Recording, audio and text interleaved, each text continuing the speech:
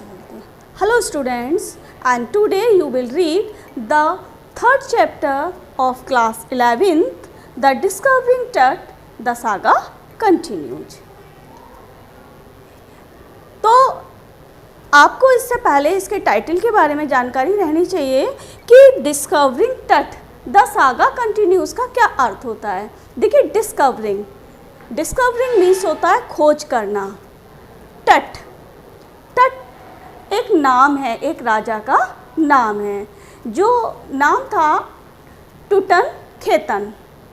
देखिए, टुटन खेतन जो नाम था, जो राजा थे वो 19 ईयर्स में यानी 13 to 19 एज के थे, यानी कि टीन एजर थे वो। तो इसी में उनकी, जैसे ही वो गद्दी पर बैठे थे उसके कुछ टाइम के बाद ही उनकी मृत्यु हो गई थी। तो उनकी जो मृत्यु हो गई थी, तो उनकी मृत्यु का जो रहस्य जानना था कि उनकी मृत्यु क्यों हुई और कैसे हुई, और मृत्यु के समय जब उनकी मृत्यु हुई थी तो वो किस प्रकार के नज़र आते थे। तो इस सभी की खोज उनकी इस चैप्टर में की गई है। तो आपको मालूम है ये चैप्टर जो रिलेटेड है वो मिस्र से रिलेटेड है। और मिस्र में क्या होता है कि किसी भी व्यक्ति जो मर जाता था तो उसको मम्मी बना दिया जाता था, यानी कि उसको मम्मी के रूप में दफनाया जाता था। मम्मी का मतलब था उसके ऊपर कुछ दवाई वगैरह लगाकर और उसके ऊपर कोई चीज़ इस तरीके की लगाई जाती थी जिससे कि वो लॉन्ग पीरियड के लिए प्रिजर्व रखा जा सके। तो क्योंकि ये फ़रो यानी कि राजाओं के ग्रुप के थे, फ़रो राजा के ग्रुप्स को बोलते हैं, तो ये इसलिए इनकी मम्मी जो थी उसको पूरा सोने से, गोल्ड से कवर्ड कर दिया गया था, जैसे कि आप पिक्चर में देख सकते हो। और इसलिए क्योंकि ये अपने ग्रुप के, अपने परिवार से संबंधित थे, इसलिए इनको सोने से पूरी तरीके से कवर किया गया था। काफ़ी इनके संग सोना और रोज़मर्रे के सामान को भी दफना दिया गया था, क्योंकि मिस्र लोगों की ये भावना रहती थी, क्योंकि वे नेक्स्ट जन्म में विश्वास रखते थे और उनका ये मानना रहता था कि अगर वो आगे जन्म लेते हैं तो उन्हें किसी वस्तु की आवश्यकता पड़ सकती है, तो उनके संग रोज़मर्रे की चीज़ें भी दफना दिया करते थे। तो इसमें क्या है, राजा टट की मृत्यु क्यों हुई और कैसे हुई थी, इस चीज़ की खोज की जाएगी, इसलिए इसका नाम पड़ा है डिस्कवरिंग टट। अब टट क्या है? टट का मतलब होता है राजा टट। इनका पूरा नाम था टुटन खेतन जब ये गद्दी पर बैठे थे, लेकिन बाद में जब ये गद्दी पर बैठ गए तो इन्होंने अपना नाम बदल दिया था, उसका नाम पड़ गया था टुटन खानम। लेकिन लोग उन्हें टुट यानी कि टट के नाम से जानने लगे। हिंदी में टुट बोलते हैं, इंग्लिश में क्या बोलते हैं इसको? टट। तो इनको टट के बारे में, टट के नाम से इन्हें जानने लगी थी। तो इसलिए चैप्टर का नाम क्या है? डिस्कवरिंग टट। अब क्या है? The saga continues. सागा का मतलब होता है स्टोरी, सागा का मतलब होता है स्टोरी। तो और कंटिन्यूस का मतलब होता है लगातार चलते रहना, यानी कि जो टट की स्टोरी है वो लगातार चलती रही, यानी उसके बारे में जानकारी होती रही। तो क्या जानकारी हुई है राजा टट के बारे में, इसमें आप चैप्टर्स में, इस चैप्टर थर्ड चैप्टर में आप पढ़ेंगे। लाइन वाइज चलते हैं हम लोग चैप्टर को पढ़ने। चैप्टर पढ़ने से पहले कुछ मीनिंग्स हैं जिनको आपको क्लियर कर लेना है, जिसमें आपका फर्स्ट मीनिंग है फॉरेंसिक रिकंस्ट्रक्शन। तो फॉरेंसिक रिकंस्ट्रक्शन मीन्स होता है scientific proofs and data to solve the mystery related to King Tut's death. Means एक वैज्ञानिक जांच कानून के लिए की गई थी, जिससे कि टट की जो मृत्यु हुई थी उसका जो मिस्ट्री है, रहस्य है, उसका पता लगाया जा सके। सेकेंड मीनिंग है स्कैटर्ड अक्रॉस। स्कैटर्ड अक्रॉस का मतलब होता है the dark clouds moved quickly across the sky, यानी तुरंत ही आकाश में गहरे बादलों का आ जाना। नेक्स्ट मीनिंग दिया है इसमें कास्केड ग्रे। तो कास्केड ग्रे मीन्स होता है the dark grey colour of the evening sky in which stars were twinkling beautifully. यानी कि शाम के समय गहरे कलर के बादलों का आकाश में आ पहुंचना और जिसमें कि तारे ब्यूटीफुली खिले हुए हैं। और नेक्स्ट मीनिंग है इरिडिटेल। इरिडिटेल मीन्स होता है the CT scanned King Tut's strange and mysterious head from all sides. यानी कि जो सिटी स्कैन किया गया था किंग टट का, राजा का, उसकी पता लगाने के लिए किस तरीके का वो नज़र आता था। And mysterious head from all sides, और सभी तरफ से उसके सिर को फिर से दोबारा से रिकन्स्ट्रक्ट भी किया गया था। और नेक्स्ट मीनिंग है इसका फ्यूनरेरी ट्रेजर्स। फ्यूनरेरी ट्रेजर्स का मीन्स है the artifacts such as board games, a bronze razor, linen undergarments, cases of food and wine, lots of gold etc. buried in Tut's tomb। यानी कि funerary treasures से मतलब है जो दफनाया हुआ व्यक्ति है उसके साथ जो खजाना रखा जाता था उससे मतलब है यहाँ पर। और किस तरीके का सामान होता था उन लोगों के साथ में, जैसे बोर्ड गेम रख देते थे, रेजर रखते थे, कुछ सुंदर सुंदर लाइनिन के अंडर गारमेंट्स भी रखते थे, फूड का नई नई तरीके की चीज़ रखते थे, खाने पीने की, शराब रखते थे, बहुत सारा लॉट्स ऑफ गोल्ड रख देते थे। और टट्स की जब बॉडी को दफनाया गया था टॉम में, तो जब उसका मकबरा बनाया गया था तो इसी प्रकार की कुछ चीज़ें उसके संग भी रखी गई थी। नेक्स्ट मीनिंग दिया है सर्कमवेंटेड। सर्कमवेंटेड का मीन्स है dodge the guards and stole the gold artifacts of the mummies. यानी किसी भी प्रकार से अगर गार्ड नींद में सो जाते हैं या उनको चकमा दे दिया जाए और जो चोर हैं वो जो मम्मी के पास जो ट्रेजर रखा गया है, फ्यूनररी ट्रेजर रखा गया है, उसको कैसे भी चुरा ले जाएंगे, क्योंकि ममीज के ऊपर क्या था, बहुत सारा गोल्ड लगा हुआ होता था, तो चोर उसी की तलाश में रहते थे। क्योंकि इनकी टट की मम्मी को दोबारा से निकाला गया था और वो पूरी गोल्ड से कवर्ड थी, इसलिए उसको तुरंत ही उसके गोल्ड को उतारना था, इसलिए रात को वहाँ पर नहीं छोड़ा गया था। नेक्स्ट मीनिंग इसमें यूज किया गया है आपके चैप्टर में, जो मेन मीनिंग है उसको पहले से ही क्लियर किया गया है, कंप्यूटेड टोमोग्राफी। तो कंप्यूटेड टोमोग्राफी का मीन्स है CT scan use X-ray Tut's mummies was CT scanned. यानी कि कंप्यूटेड टोमोग्राफी, तो इसका मतलब है सिटी स्कैन से जो एक्सरे की तरह यूज की जाती है, और इसी प्रकार से टट की जो मम्मी थी उसका भी सिटी स्कैन किया गया था। और लास्ट मीनिंग है इसका रेजरेक्शन। तो रेजरेक्शन का मीन्स होता है coming to life after death, यानी कि मृत्यु के बाद भी जीवन है, ऐसा उनका विश्वास था, इससे इसकी मान्यता है। तो इस प्रकार की ये मीनिंग है और चैप्टर में मीनिंग यूज किए गए हैं। चलिए अब चैप्टर को हम पढ़ते हैं, लाइन वाइज समझ लीजिए आप अच्छे से इसको। तो राजा टुट के ही विषय में चल रही है। तो राजा टुट के पहले बचपन दिखाया जा रहा है कि वो बचपन में कितने साल के थे और जब वो मरे थे। तो he was just a teenager when he died. जब वह मरे थे तो वो टीनेजर थे, यानी किशोरावस्था में थे, और टीनेजर उस एज को कहते हैं जो 13 से 19 के बीच की होती है। The last year of a powerful family that had ruled Egypt. वो अपने परिवार के अंतिम विरासत प्राप्त उत्तराधिकारी थे और उन्होंने and its empire for centuries, और उनका जो एम्पायर चला था, उनका जो राज्य चला, साम्राज्य चला था, वो कई शताब्दियों तक चला था। He was laid to rest laden with gold and eventually forgotten, यानी कि उसे सोने के आभूषणों सहित मरने के बाद लिटा दिया गया था और उसको अंत में लोग भूल गए थे। Since the discovery of his tomb in 1922, सन 1922 में उसकी कब्र की खोज के बाद में the modern world has speculated about what happened to him, यानी कि लोगों ने यह अनुमान लगाया कि उसके साथ क्या घटना घटी थी जिससे सबसे ज़्यादा संभावना जो थी उसकी, with murder being the most extreme possibility, क्या संभावना थी कि कहीं उसकी हत्या तो नहीं की गई है, मीन्स हत्या की सबसे ज़्यादा पॉसिबिलिटी थी। Now living his Tom for the first time in almost 80 years, अब लगभग 80 वर्षों में टुट के पहली बार अपनी कब्र को छोड़ा था। टुट has undergone a CT scan that offers a new clues about his life and death.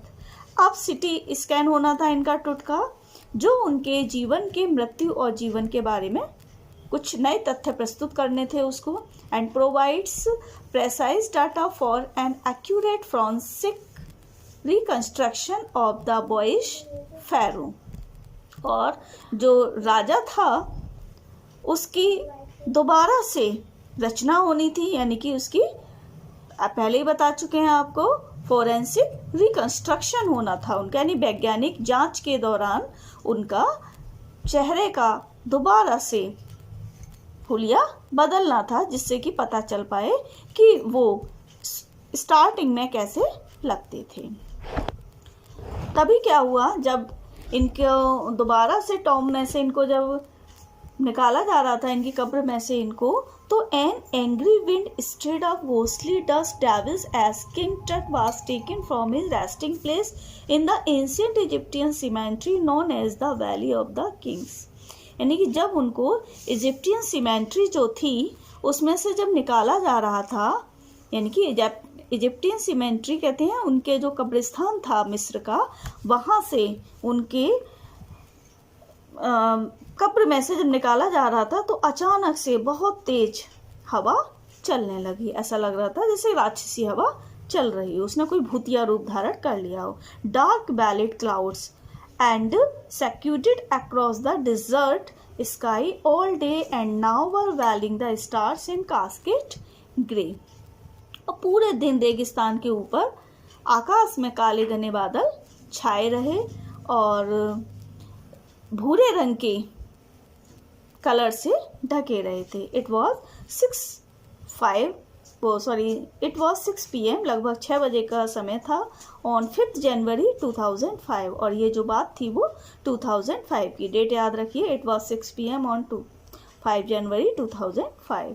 The world's most famous mummy glided head first into a CT scanner brought here to prove the lingering magical mysteries of this little understood young ruler who died more than 3,300 years ago. संसार की सबसे प्रसिद्ध mummy के सिर को पहली CT scanner में रखा जा रहा था ताकि इस शासक के बारे में जानकारी की जा सके और कुछ चिकित्सा संबंधी भी बातें पता चलें, और इसके लिए उनकी जांच की जा रही थी। और यह जो शासक था वो 3,300 वर्ष से भी अधिक समय पहले मरा था। All afternoon, the usual line of tourists from around the world had descended into the cramped rock-out tomb some 26 feet underground to pay their respect. Means पूरे दोपहर विश्व भर के पर्यटक संकरी चट्टान में काट कर बनाई गई 26 फीट गहरी कब्र में अपनी श्रद्धांजलि देने के लिए आए। श्रद्धांजलि यानी कि रेस्पेक्ट पे करने के लिए आए। They gazed at the murals on the walls of the burial chamber and peered at Tut's gilded face. The most striking feature of his mummy-shaped outer coffin lid means उन्होंने कब्रिस्तान के कक्ष की दीवारों पर बने भित्ति चित्रों को देखा। भित्ति चित्रों से मतलब होता है पेंट किए हुए चित्र। म्यूरल्स मीन्स क्या होता है?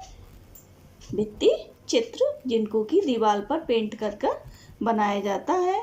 तो क्या हुआ पूरी लाइन का? उन्होंने कब्रिस्तान के कक्ष की दीवारों पर बने भित्ति चित्रों को देखा और तट के स्वर्ण जड़ित चेहरे को देखा जो शव की शक्ल वाले बाहरी ढक्कन की सर्वाधिक उल्लेखनीय विशेषता थी। Some visitors read from guidebooks in a whisper. कुछ पर्यटक जो थे वो धीमी आवाज में गाइड बुक यानी कि जो मार्गदर्शिका बुक होती है उनको पढ़ रहे थे। Others stood silently. और अन्य लोग चुपचाप खड़े थे। Perhaps pondering Tut's untimely death in his late teens or wondering with a shiver if the Pharaoh's curse, death or misfortune falling upon those who disturbed him was really true. यानी शायद वे इसलिए भी डरे हुए थे कि जो टट की मृत्यु हुई थी बहुत ही ज़्यादा कम उम्र में हो गई थी और अनटाइमली हुई थी, इसलिए उन्हें डर लग रहा था कि कहीं मिस्र के जो प्राचीन शासक फेरों का अभिशाप था या फिर अभाग्य जो उन लोगों पर पड़ता था जो उन्हें परेशान करते थे कि क्या वो वास्तव में सच था। इस बात से भी वे डरे हुए थे। वॉन्डरिंग विद अ शिवर यानी कि कांप रहे थे सोचकर। Next, the mummy is in very bad condition because of what Carter did in the 1920s, said जाही हवास। जाही हवास ने कहा कि मम्मी की हालत जो है बहुत ही ज़्यादा खराब है। अब जाही हवास कौन थे? जाही हवास थे secretary general of Egypt supreme council of antiquities. ध्यान रखना इसको, जाही हवास के बारे में काफ़ी क्वेश्चंस आते हैं। तो जाही हवास कौन थे? Secretary general of Egypt supreme council of antiquities यानी कि मिस्र की सुप्रीम काउंसिल ऑफ एंटीक्विटीज के वे महासचिव थे।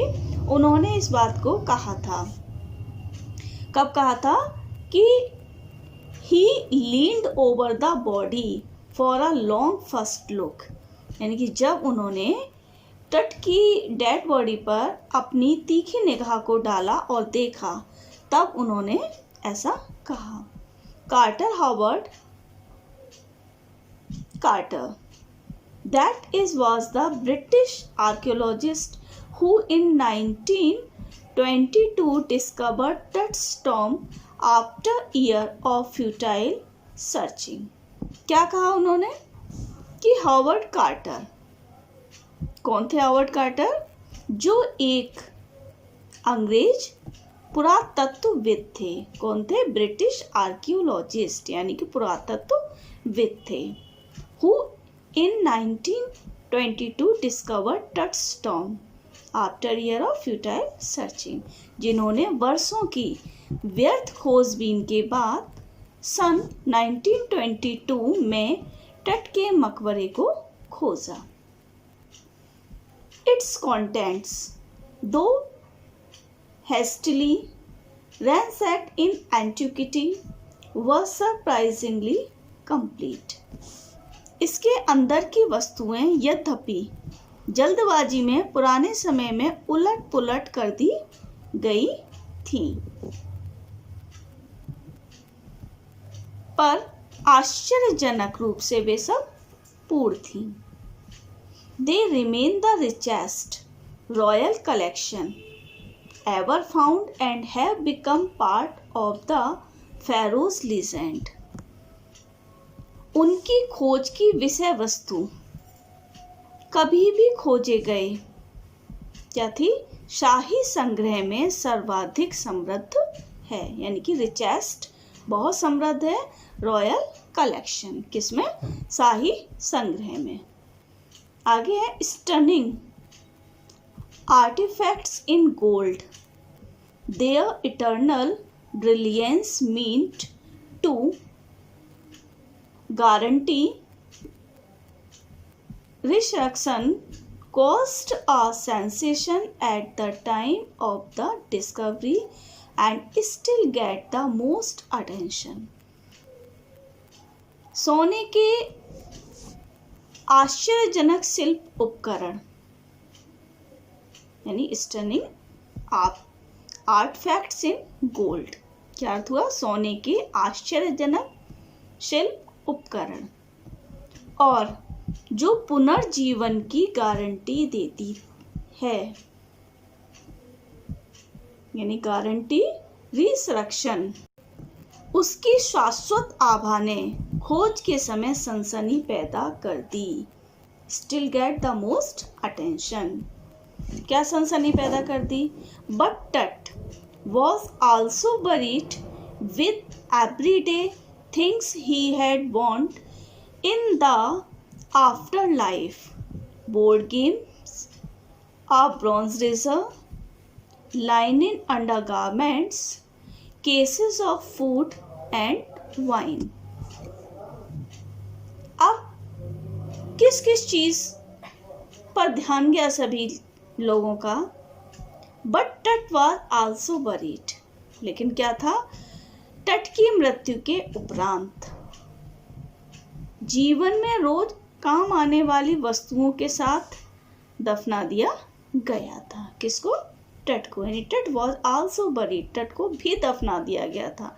विद एवरीडे थिंग्स, यानी कि जो प्रत्येक दिन वस्तुएं आवश्यकता में आती थी उनके साथ। ही had want in the after life, यानी कि उनका ये मानना था, पहले ही बता दिया था कि मिस्र के लोगों का आफ्टर लाइफ में विश्वास था। यानी उनका मानना था कि जीवन के बाद भी उन्हें इन चीज़ों की आवश्यकता होगी, इसलिए टट को भी उन वस्तुओं के साथ दफना दिया गया था। अब ये कौन कौन सी वस्तुएं थी? बोर्ड गेम, ये याद रखना, ये क्वेश्चन जरूर आता है। बोर्ड गेम था, तख्ते के ऊपर खेले जाने वाला गेम। ब्रॉन्ज रेजर था, कांसे का रेजर था। लाइनिन अंडरगारमेंट्स, यानी लिनन के जो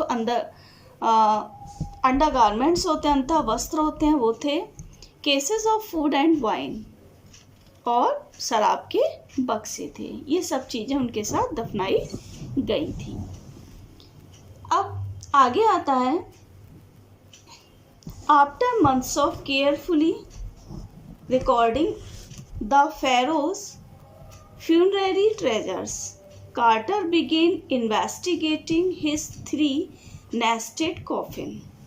यानी पिरामिड में राजा के साथ दफनाए हुए खजाने को सावधानी पूर्वक रिकॉर्ड रखने के महीनों बाद कार्टर ने तीनों ताबूतों के समूह की खोजबीन करनी शुरू कर दी। ओपनिंग द फर्स्ट, पहला ताबूत खोलते हुए, he found a shroud adorned with garlands of willow and olive leaves, with celery, lotus petals and cornflowers, the faded evidence of a burial in March or April। अब क्या मिला उन्होंने? जैसे ही उन्होंने पहला ताबूत खोला तीनों ताबूत में से, उसमें कफन में मालाएं सजी हुई मिली।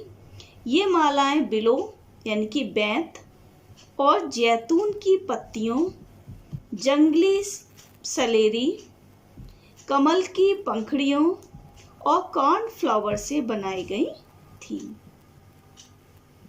ये इस बात का मामूली सा संकेत देती हैं कि उसको मार्च या अप्रैल में ही दफनाया गया था। When he finally reached the mummy, जब वह अंतिम रूप से मम्मी तक पहुंचा, तो he ran into trouble, तो उसे कुछ परेशानी हुई। The vital resins had hardened, cementing to the bottom of his solid gold coffin. No amount of legitimate force and could move them. Carter wrote later what was to be done। अब क्या परेशानी हुई उन्हें कि धार्मिक संस्कार में उपयोग की गई रोल क्या हो गई थी? अब बहुत ज़्यादा हार्डेंड, कठोर हो गई थी। यानी the ritual resins had hardened, बहुत ज़्यादा कठोर हो गई थी। Cemented Tut to the bottom of his solid gold coffin, यानी उसमें उससे जो टूट था अपनी ठोस सोने से बनी ताबूत की तली से चिपक गया था। यानी टट को जिसमें गोल्ड के ताबूत में रखा गया था और रोल रखी गई थी, उससे क्या हो गया था, वो आपस में चिपक गई थी उसकी बॉडी। अब कार्टर रोट लेटर, कार्टर ने बाद में लिखा कि no amount of legitimate force could move them, यानी कि कोई भी फोर्स उस पर लगाई जाए वह उसको वहाँ से हिला नहीं सकती थी। What was to be done, अब उसके साथ क्या किया जाए, यानी कि वे रोल की परतें नहीं हटाई जा सकती। अब क्या किया जाए? अब the sun can beat down like a hammer this far south in Egypt. अब मिस्र के सुदूर दक्षिण में सूर्य हथौड़े के समान रोल को पीट सकता है। And Carter tried to use it to loosen the resin, और कार्टर ने क्या किया, रोल को ढीला करने के लिए इसका प्रयोग किया। किसका? धूप का। यह ध्यान रखना, जब इसकी बॉडी जो थी, टट की जो बॉडी थी, वो जब चिपक गई थी गोल्ड से ताबूत में, तो वहाँ का जो सूर्य था, यानी कि हथौड़े के समान रोल को पीट सकता था। मीन्स वही चीज़ ऐसी थी जो इसको छुटा सकती थी। तो वही काम इन्होंने, कार्टर ने किया। For several hours he set the mummy outside in the blazing sunshine that heated it to 149 degrees Fahrenheit, कि उसने बाहरी चमकती धूप में ममी को कई घंटों के लिए रखा, जिससे वह 149 फ़ारेनहाइट तक गर्म हो गई थी। नथिंग बस्ट, लेकिन वह अपनी जगह से खिसकी भी नहीं। He reported with scientific detachment that the consolidated material had to be sizzled away from beneath the limbs and trunk before it was possible to raise the king's remain. उसने वैज्ञानिक अनाशक्ति के साथ रिपोर्ट की। पहले अंगों और धड़ के नीचे के पूरे पदार्थ को उसने क्या किया, छेनी से छील दिया। किससे छील दिया? छेनी से छील दिया। फिर तब राजा के शव को उठाना संभव हो सकता है, ऐसा उसने कहा कि अगर ऐसा कर दिया जाए। कैसा? रिपीट कर लीजिए इस लाइन को। नथिंग बस्ट, कोई भी वस्तु उसे नहीं हिला सकी। ही रिपोर्टेड विद साइंटिफिक डिटैचमेंट, उसने क्या किया, वैज्ञानिक अनासक्ति के साथ रिपोर्ट की। The consolidated material had to be chiseled away from beneath the limbs, और क्या कहा, पहले अंगों और धड़ के नीचे से पूरे पदार्थ को छेनी से छीला जाए। And trunk before it was possible to raise the king's remain, और क्या कहा, तो उसके बाद ही राजा के शव को उठाना संभव हो सकता है, ऐसा उसने वैज्ञानिक अनाशक्ति के साथ रिपोर्ट की। In his defence Carter really had little choice. अब कार्टर के पास एक ही चॉइस थी। इन हिज डिफेंस, क्या चॉइस थी उसके पास अपनी सफाई देने के लिए? अब उसके पास कोई विकल्प भी नहीं था।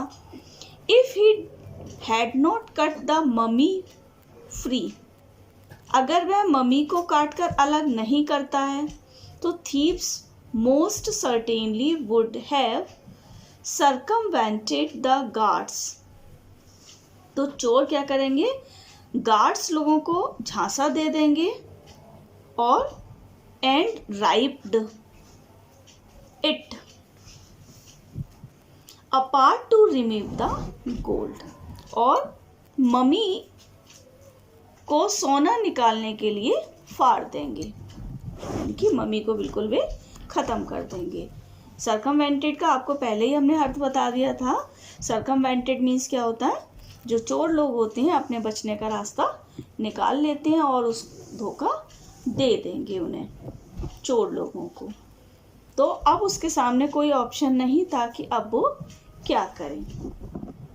इन Tut's time the royals were fabulously wealthy. In Tut's time यानी टट के जमाने में the royals were fabulously wealthy, जो शाही लोग होते थे अत्यंत संपन्न होते थे। And they thought or hoped, वे सोचते थे अथवा आशा करते थे, they could take their riches with them, वे अपनी संपत्ति को अपने साथ ले जा सकेंगे। For his journey to the great beyond, king टट was lavished with glittering goods, precious collars, inlaid necklace and bracelets, rings, armlets, a ceremonial apron, sandals, sheaths for his fingers and toes, and the new iconic inner coffin and mask, all of pure gold. यानी अपनी मृत्यु से परे, for his journey to the great beyond, क्या अर्थ हुआ, अपनी मृत्यु से परे। इनकी यात्रा, किनकी, किंग टट की, के लिए राजा टट को क्या क्या चीज़ें दी गई। यानी राजा टट की जो मृत्यु की यात्रा थी उससे भी परे राजा टट को जो लोगों ने मृत्यु के बाद सामान रखा था वो क्या क्या था, उसको देखेंगे। King Tut was लाविश्ड with glittering goods, यानी उनको चमकदार चीज़ों से, कौन कौन सी थी, प्रीसियस कॉलर्स, इनलेट जो भी बताए थे, जैसे बहुमूल्य हारों और कंगनों, जो हाथों में कंगन पहने जाते हैं, अंगूठियों, ताबीज़ों, खास अवसर पर पहने जाने वाले वस्त्रों, सैंडल्स, उंगली और अंगूठों के खोलों, और अब पवित्र समझे जाने वाले ताबूत और मुखौटे से उन्हें लाद दिया गया था। और ये सब कुछ किसका था, ऑल ऑफ प्योर गोल्ड, सब शुद्ध सोने के थे।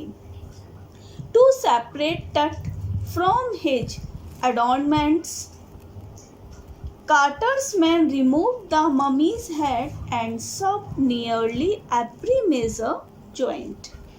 टट के आभूषणों से अलग करने के लिए कार्टर के कर्मचारियों ने मम्मी को सिर से अलग कर दिया। यानी पहले क्या किया इन्होंने, मम्मी का सिर अलग कर दिया और लगभग नियरली एवरी मेजर जॉइंट, हर मुख्य जोड़ को अलग कर दिया। वंस दे हैड फिनिश्ड, जब एक बार उनका काम पूरा हो गया तो they reassembled the remains on a layer of sand in a wooden box with padding that concealed the damage the bed where Tut now rests. तो उन्होंने क्या किया था, अपने नुकसान को छिपाने के लिए, तो उन्होंने नुकसान को छिपाने के लिए मुलायम पदार्थ लगाकर अवशेषों को, रिमेन्स माने क्या होता है, अवशेष, अवशेषों को एक लकड़ी के बक्से के अंदर, यानी कि इन अ वुडन बॉक्स, लकड़ी के बक्से के अंदर रेत की परत की गद्दियाँ लगाकर, यानी कि अ लेयर ऑफ सैंड, यानी कि रेत की परत की गद्दियाँ लगाकर क्या किया था, उसे लिटा दिया गया था। The bed where Tut now rests, जहाँ टट आज भी लेटा हुआ है। नेक्स्ट स्टेंजा है, archaeology has changed substantially in the intervening decades. तो आर्कियोलॉजी, आर्कियोलॉजी मीन्स होता है पुरातत्व विज्ञान। सब्सटेंसली सब्सटेंसली मीन्स होता है बहुत अधिक। इंटरवीनिंग, इंटरवीनिंग मीन्स होता है बीच में। तो क्या हुआ, बीच के दशकों में पुरातत्व विज्ञान बहुत कुछ बदल गया था। फोकसिंग लेस और treasure and more on fascinating details of life and intriguing mysteries of death. Focus, focus means होता है ध्यान केंद्रित होना। Intervening, intervening means होता है बीच में। Fascinating, fascinating means होता है आकर्षक यानी कि मनमोहक। तो क्या हुआ था, पुरातत्व विज्ञान का ध्यान खजाने पर कम, जीवन के मनमोहक विवरण और मृत्यु के जिज्ञासा जगाने वाले रहस्यों पर अधिक है। अब क्या हुआ, it also uses more sophisticated tools including medical technology. यह क्या था, यह चिकित्सा तकनीक को शामिल करते हुए अपेक्षाकृत अधिक परिष्कृत औजारों का प्रयोग करती है। अब इन 1968, more than 40 years after Carter's discovery, an anatomy professor x-rayed the mummy and revealed a startling fact.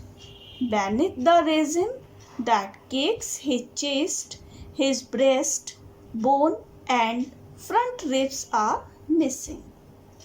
क्या हुआ, इन 1968 में कार्टर की खोज के लगभग 40 वर्ष से भी अधिक बाद में एक शरीर विज्ञानी प्राध्यापक, कौन, एनाटॉमी प्रोफेसर, शरीर विज्ञानी प्राध्यापक, क्या किया उन्होंने, एक्सरे द मम्मी का एक्सरे किया और एक चौंकाने वाला तथ्य भी सामने आया।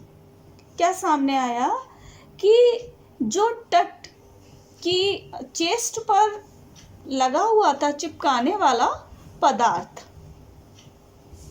यानी कि जिस रॉल के नीचे उनको चिपकाया गया था, वहाँ से उसकी छाती की हड्डी और सामने की पसलियाँ गायब थीं। ये उस समय तथ्य जो था वो सामने आया है। अब क्या हुआ, today diagnostic imaging can be done with computed tomography.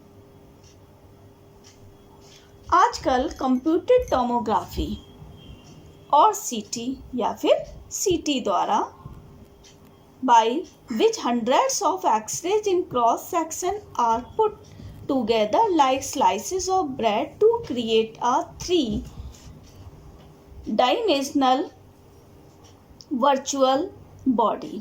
क्या कर सकते हैं हम आजकल, सीटी द्वारा या टोमोग्राफी द्वारा निदानात्मक चित्रांकन किया जा सकता है, जिसके द्वारा 36 में समकोण पर लिए गए सैकड़ों एक्सरेज को त्रिआयामी वास्तविक चित्र, त्रिआयामी मीन्स क्या है, 3 डायमेंशनल यानी त्रिआयामी चित्र बनाने के लिए हम क्या कर सकते हैं, ब्रेड के स्लाइसिस की तरह जोड़ दिया जाता है इन्हें।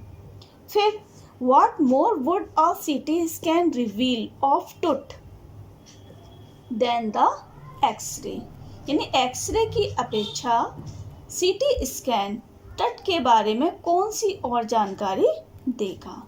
And could it answer two of the biggest questions still lingering about him, how did he die and how dead was he at the time of his death, और क्या उसके बारे में अभी भी बाकी 2 बड़े प्रश्नों का उत्तर यह दे सकता है कौन से 2 प्रश्न?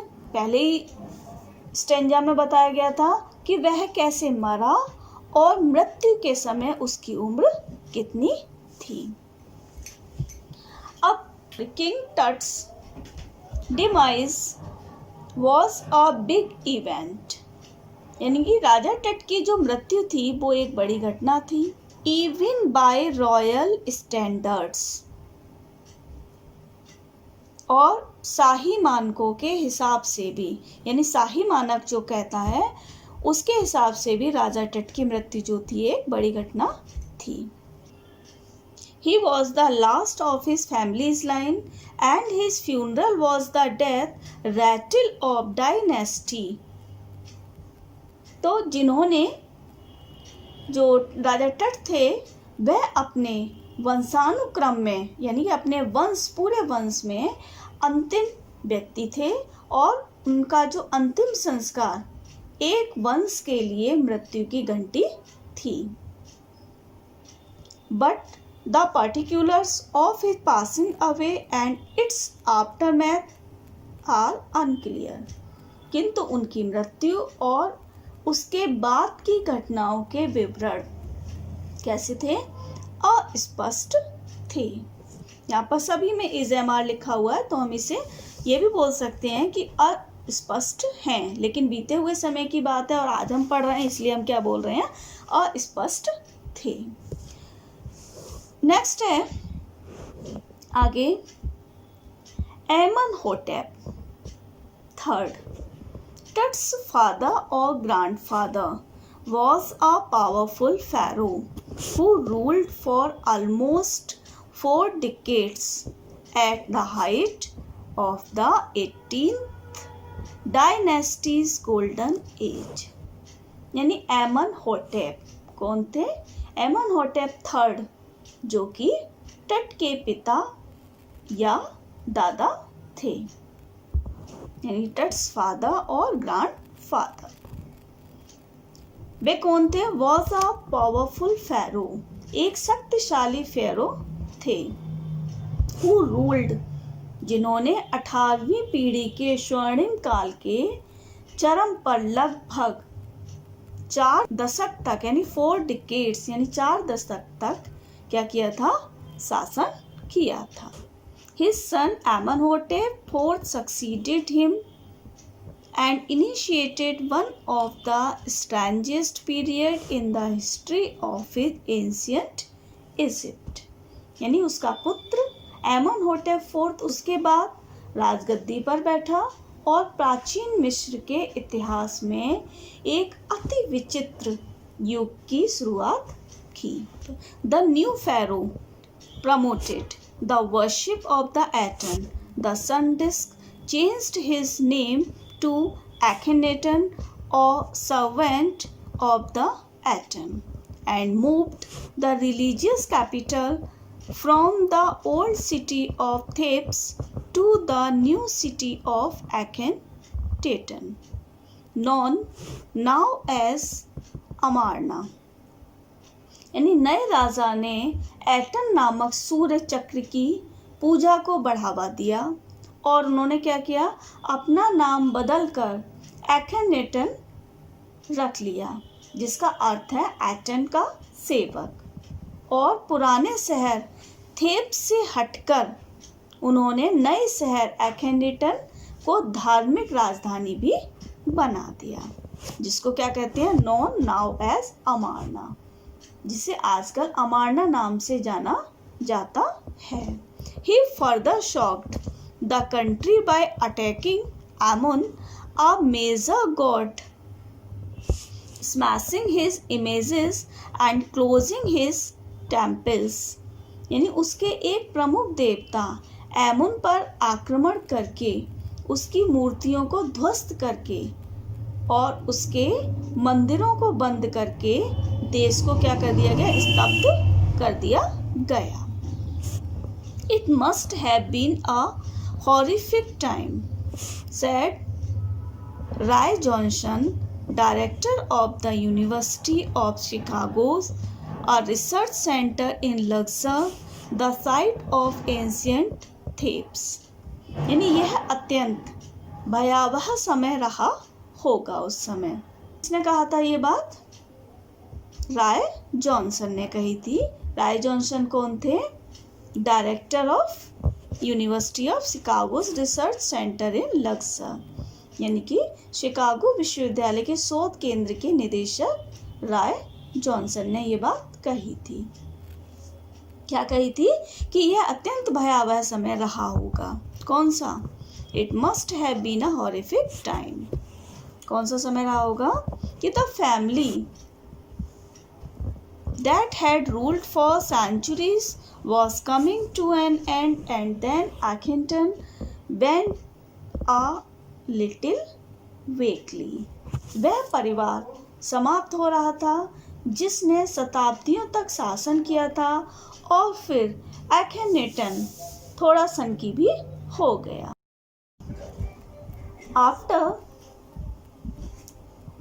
Akhenaten's death, a mysterious ruler named Smenkhare appeared briefly and excited with hardly a trace. यानी कि अखिनेतन जो हैं उनकी मृत्यु के बाद स्मैन के, हिंदी में बोलेंगे इन्हें, स्मैन के नामक एक रहस्यमय शासक थोड़े समय के लिए प्रकट हुआ। And excited with hardly a trace, और वह मुश्किल से ही कोई चिन्ह छोड़कर गया। And then a very young Tutankhaten took the throne, King Tut as he is widely known today. तब एक बहुत ही कम आयु का टुटनखेतन जो राजा था वह सिंहासन पर बैठा, और जिसको आज सब जगह राजा टट के नाम से जानते हैं। The boy king soon changed his name to Tutankhamun, living image of Amun, and oversaw a restoration of the old ways.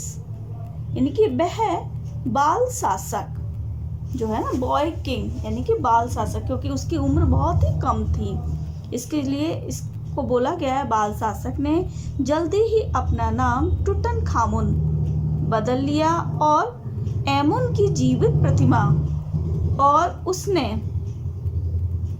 यानी कि जो उनकी पूर्वावस्था थी उसको भी उन्होंने पर्यवेक्षण किया। He reigned for about 9 years and then died unexpectedly. और लगभग उन्होंने 9 वर्षों तक राज्य किया और तब अचानक ही वह मर गए। Regardless of his fame and the speculation about his fate,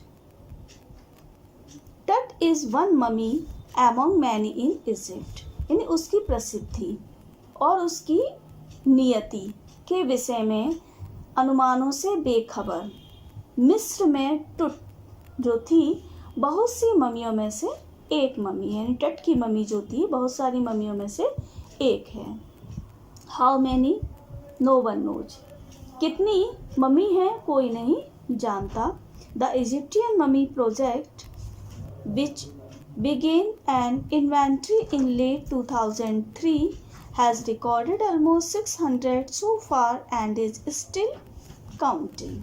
यानी मिस्र का ममी प्रोजेक्ट जिसने सन 2003 के उत्तरार्ध में सूची बनाना शुरू किया, लगभग 600 ममियों का आकलन भी किया गया। अब तक वह कर चुका है और अब भी वह गिन रहा है। The next phase is scanning the mummies with a portable CT machine donated by the National Geographic Society and seems its manufacturer. अगला चरण जो होगा उन चल सीटी मशीनों द्वारा ममियों का स्कैन होगा जो नेशनल ज्योग्राफिक सोसाइटी और उसके सीटी स्कैन मशीन के निर्माता सिम्स द्वारा दान में दी गई थी। King Tut is one of the first mummies to be scanned in death as in life, moving regally ahead of his countrymen. राजा टट स्कैन की जाने वाली मम्मियों में सबसे पहले व्यक्ति थे। मृत्यु के बाद भी वह अपने देश के लोगों से उसी प्रकार से शासन से आगे बढ़ रहा है जैसे वह जिंदा है। A CT machine scanned the mummy head to toe, creating 1700 digital X-ray images in cross section। यानी एक सीटी मशीन ने सबको सिर से पंजे तक सूक्ष्म जांच की और उसने उसकी आंतरिक स्थिति जानने वाले 1700 एक्सरे चित्र खींचे। Tutt's had scanned in 0.62 millimeter slices to register its intricate structures, takes on eerie detail in the resulting image। तट के सिर की जटिल संरचना को समझने के लिए उसे 0.62 मिलीमीटर के भागों में परीक्षण किया गया और जिसका परिणाम क्या हुआ। With Tutt's entire body similarly recorded, a team of specialists in radiology, forensics and anatomy began to probe the secrets that the winged goddesses of a glided burial shrine protected for so long।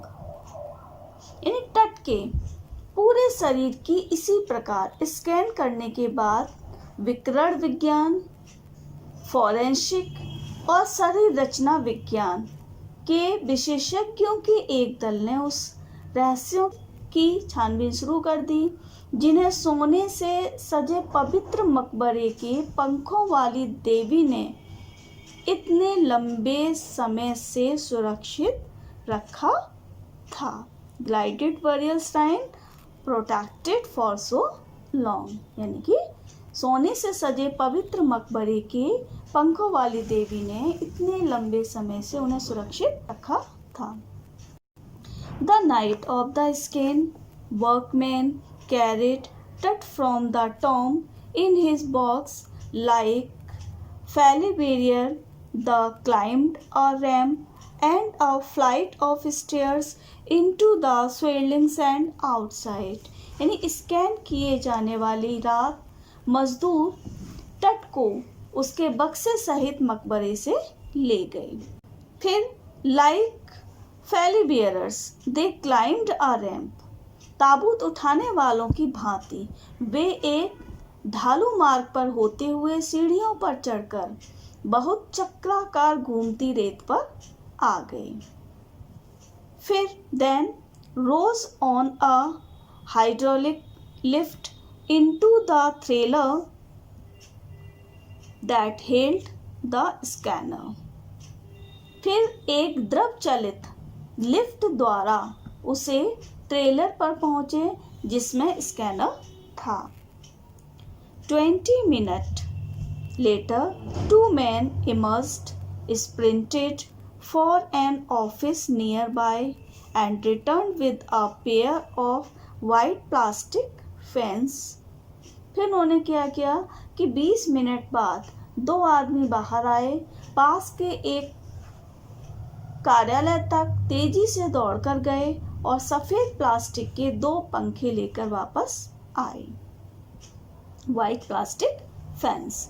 The $1 million scanner had quit because of sand in a cooler fan।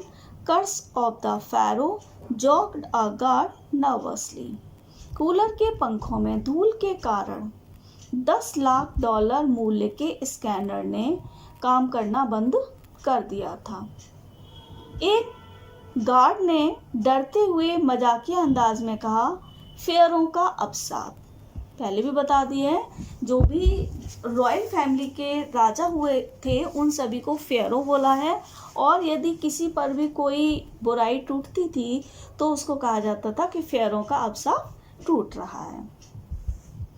Next है eventually the substitute fans worked well enough to finish the procedure.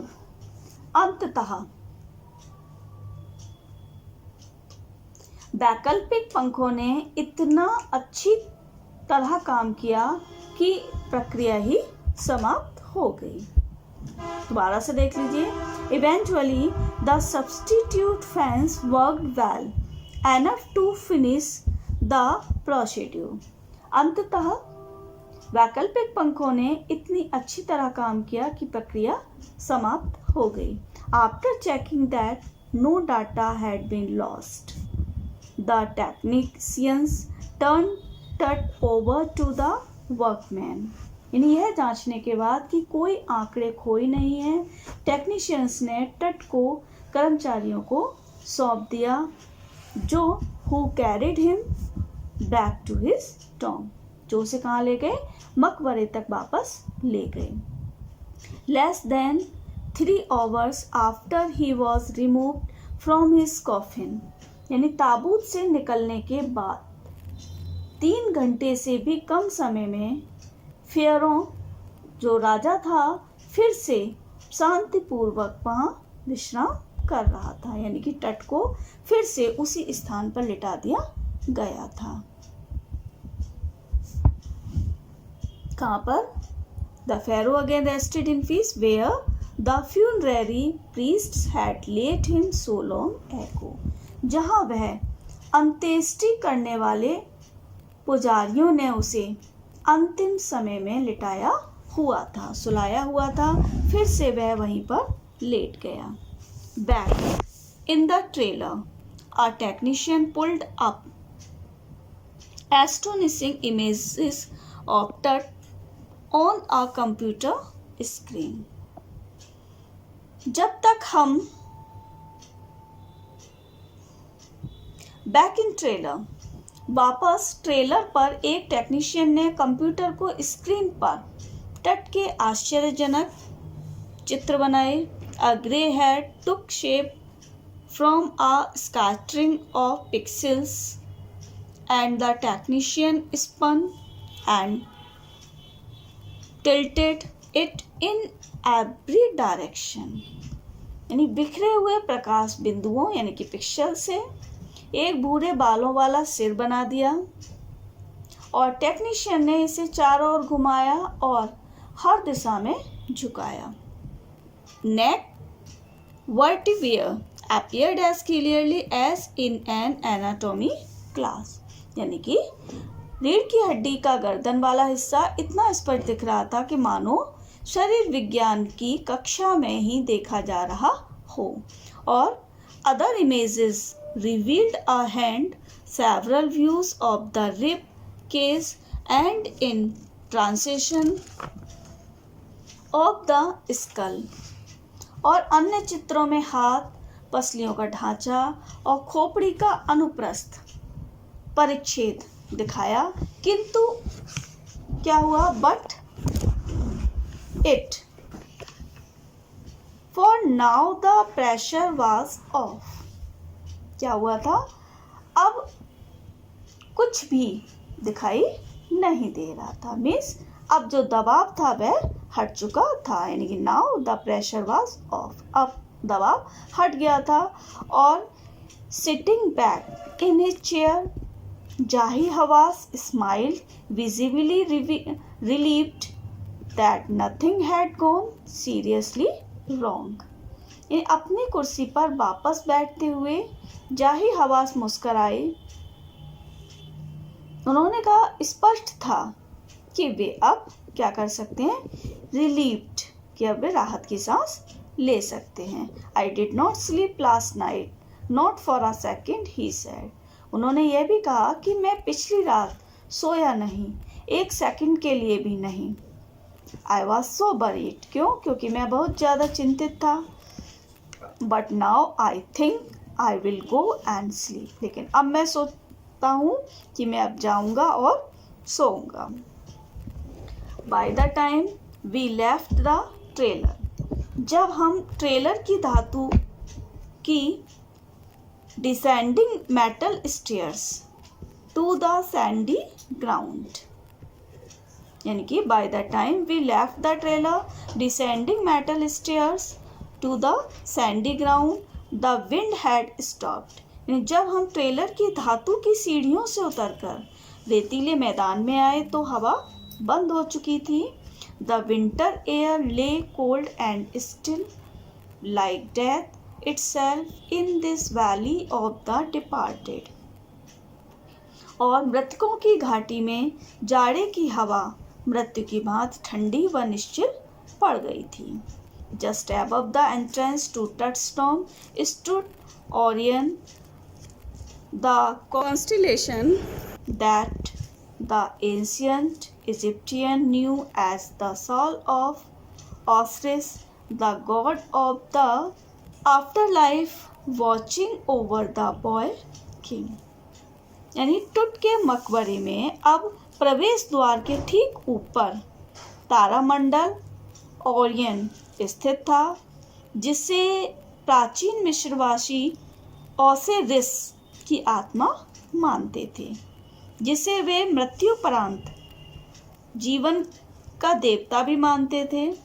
वह बाल शासक पर निगरानी रखे हुए था। कौन रखे हुए था? तारामंडल, ओरियन। क्लियर है ये चैप्टर?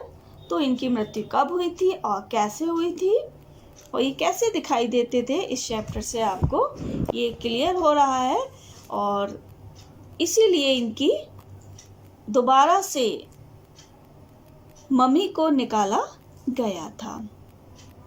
तो इसके क्वेश्चन आंसर और इसके बारे में कुछ और जो नोट्स आपको चाहिए, उसके लिए आप हमारी नेक्स्ट वीडियो को अवश्य देखें। तब तक के लिए थैंक यू, बाय।